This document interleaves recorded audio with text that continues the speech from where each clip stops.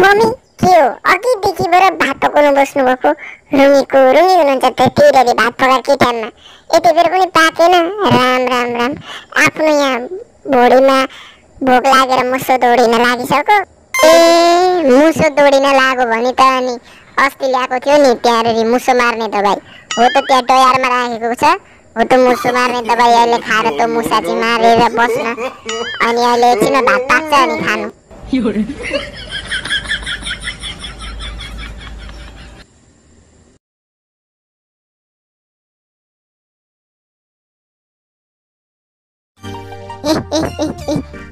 अनि काकु तपाईँ सन्चै हुनुहुन्छ मलाई यहाँ धेरै कमेन्ट आइसक्यो कि शक्तिको नि किन बन्द भएको भनेर कि ल काकु तपाईँ भनिदिनु त शक्तिको नि किन बन्द भएको तिमी ज्वाइँलाई शक्तिको नि बन्द नभएर के भइदियो हुन्थ्यो जस्तो लाग्छ शक्तिको नि किन बन्द भयो थाहा छ नि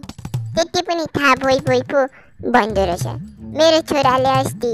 बारी बारी भेटे कि त्यहाँदेखि मेरो छोरो तर्सेको हेदुमे त्यहाँदेखि शक्तिको नि पनि तर्सेर बन्दै भएछ कोइडाली पाके बुहारी सिकाइसु होइन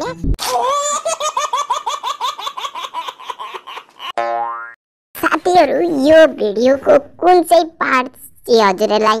असाध्यै राम्रो लाग्यो प्लिज कमेन्ट गर्नुहोला र नयाँ हुनुहुन्छ भने प्लिज आसाम टल्किङ टम च्यानललाई सब्सक्राइब गरी बेल आइकन अलमा क्लिक गर्नुहोला है त र प्लिज लाइक कमेन्ट हजुरहरूको प्रतिक्रिया नै हामीहरूको उत्साह हो र प्रतिक्रिया दिनु राम्रो भए राम्रो नराम्रो भए नराम्रो आगन्तुक दिनमा हामी राम्रा केही भिडियोहरू कार्यक्रमका सूचीहरू राख्नेछौँ है त हजुरहरूको माझबाट आज हामी बिदा हुन्छौँ